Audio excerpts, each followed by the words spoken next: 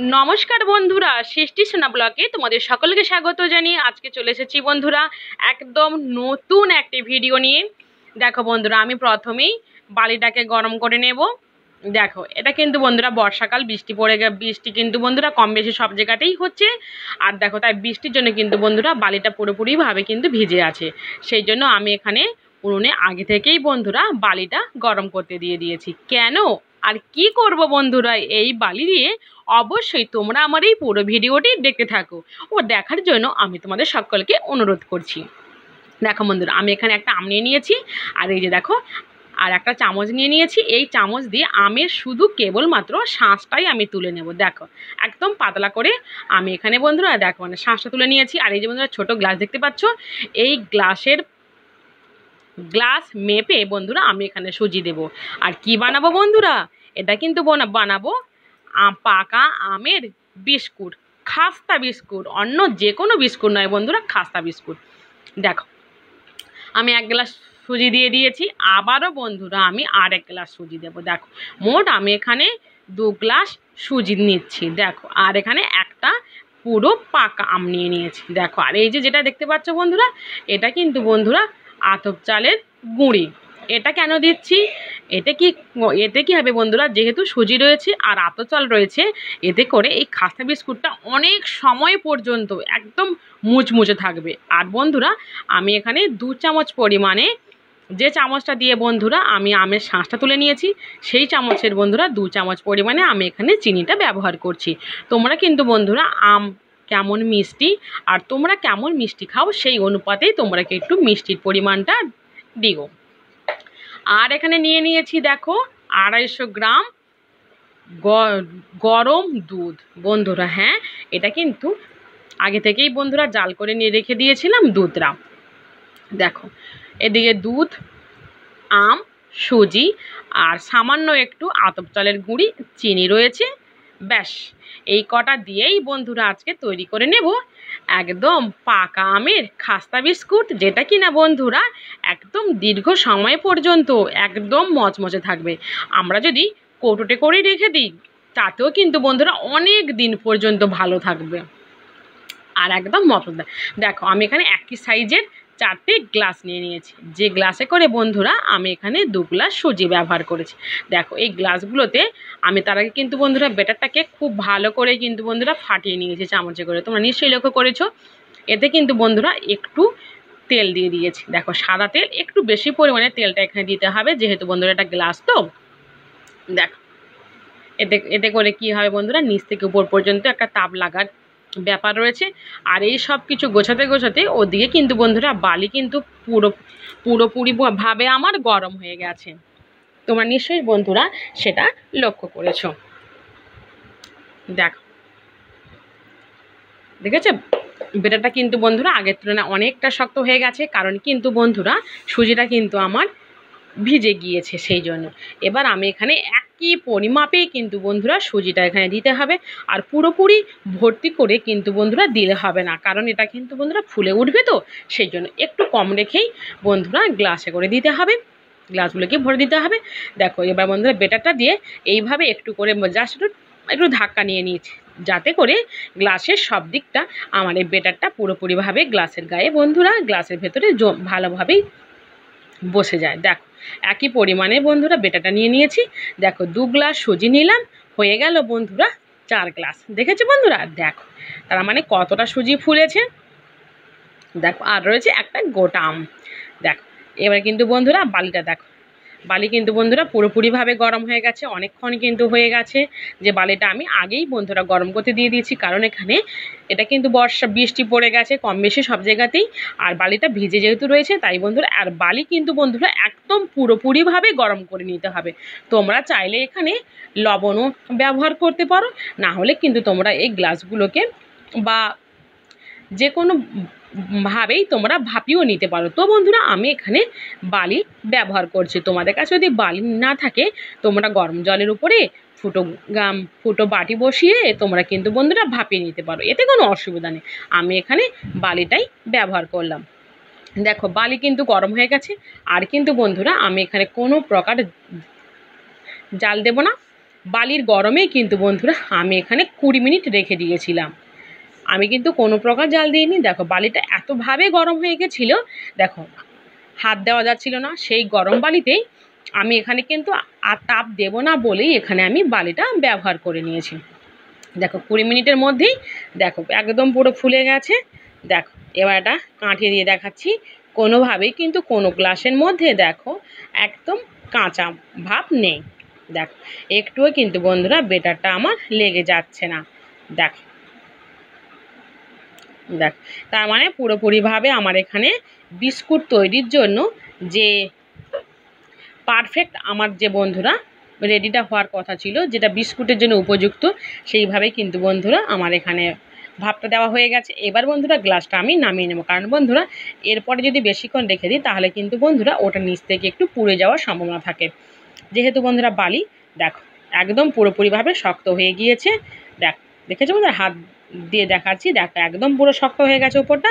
একটা ছুরি দিয়ে আলতো করে বন্ধুরা সাইড থেকে এভাবে একটু ঘুরিয়ে নিলেই দেখ, যেহেতু বন্ধুরা আমি এখানে ছাড়া তেলটা একদম কম পরিমাণে দিয়েছি, জাস্ট শুধু গায়ে একটুখানি জাস্ট একটু লাগিয়ে নিয়েছি। দেখো তার জন্য একটু কোথাও একটু লেগে গেছে বেশি। দেখো বেশিরভাগটাই কিন্তু বন্ধুরা গ্লাস থেকে বেরিয়ে এসেছে।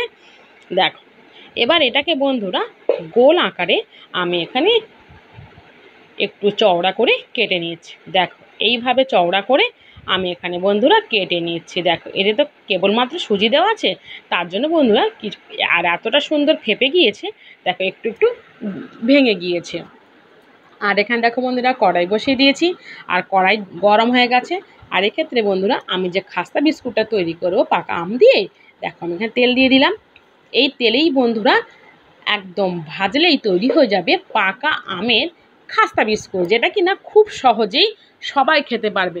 চা দিয়ে হোক বা এমনি নর্মালভাবেও যদি বন্ধুরা ঘুম থেকে ওঠে কারো যদি বিস্কুট খাওয়ার অভ্যেস থাকে, বন্ধুরা এইভাবেই বাড়িতে বানিয়ে নাও পাকা আম দিয়ে আমের খাস্তা বিস্কুট, যেখানে কিনা সামান্য পরিমাণে সুজি লাগছে। যেখানে বন্ধুরা 250 গ্রাম সুজির দাম হয়তো 10 টাকা, সেখানে 10 টাকারও কম সুজি লাগছে বন্ধুরা।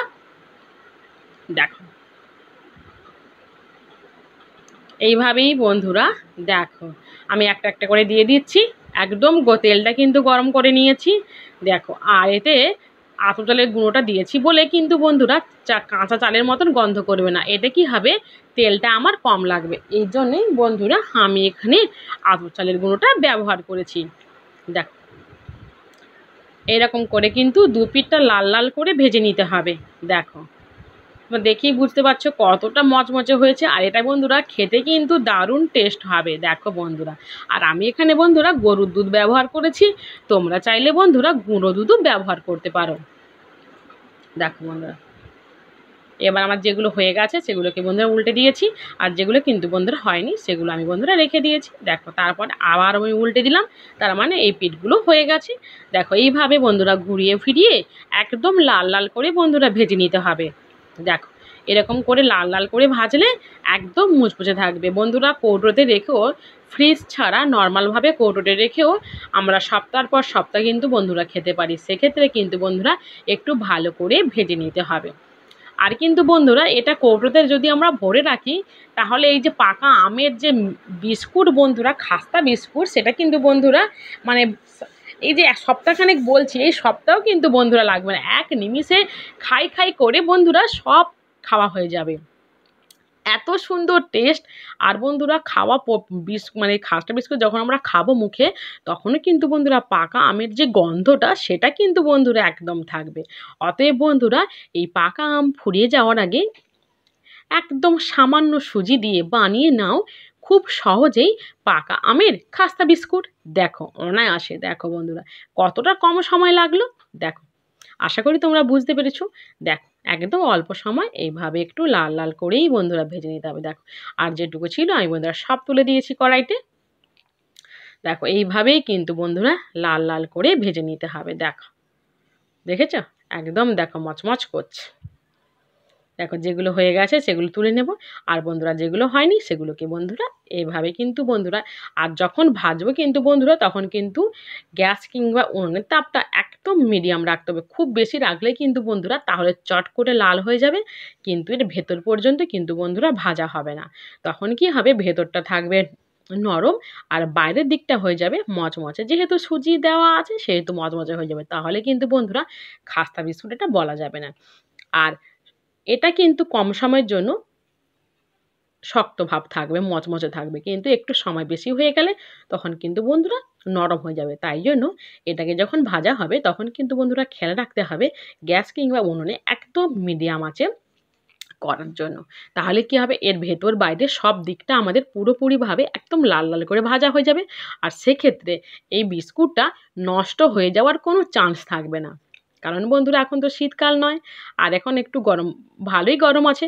সেক্ষেত্রে বন্ধুরা আমরা যদি ভালো করে না ভেজে নিই তাহলে কিন্তু বন্ধুরা নষ্ট হয়ে যাওয়ার সম্ভাবনা থেকে যায়। সেই জন্য যখন ভাজবো তখন কিন্তু বন্ধুরা তাপটাকে একটু মিডিয়াম রাখতে হবে।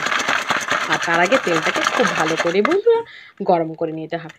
দেখো কত সুন্দরভাবে আমার বন্ধুরা দেখো রেডি হয়ে গেছে। দেখো একদম হাত দিয়ে দেখো, দেখেছো বন্ধুরা কতটা মচমচে হয়েছে।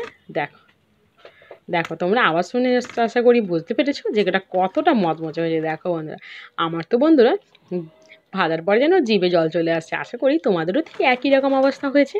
দেখো তোমরাও বাড়িতে খুব সহজে এভাবেই বানিয়ে নিতে পারো। আর অবশ্যই কিন্তু বন্ধুরা পাকা আম ফুরিয়ে যাওয়ার আগে বানিয়ে নাও এই পাকা আমের খাস্তা বিস্কুট। দেখো আমি বন্ধুরা প্লেট নিয়ে নিয়েছি, দেখো প্লেটে একটা একটা করে দিচ্ছি। দেখো বন্ধুরা সাইড থেকে তার গুঁড়োগুলো দেখো পড়ে যাচ্ছে। দেখো এতটা মচমচে হয়েছে, দেখেছো বন্ধুরা কতটা গুঁড়ো বেরিয়ে যাচ্ছে। দেখো এবার বন্ধুরা প্লেটের মধ্যে সাজিয়ে নিয়েছি।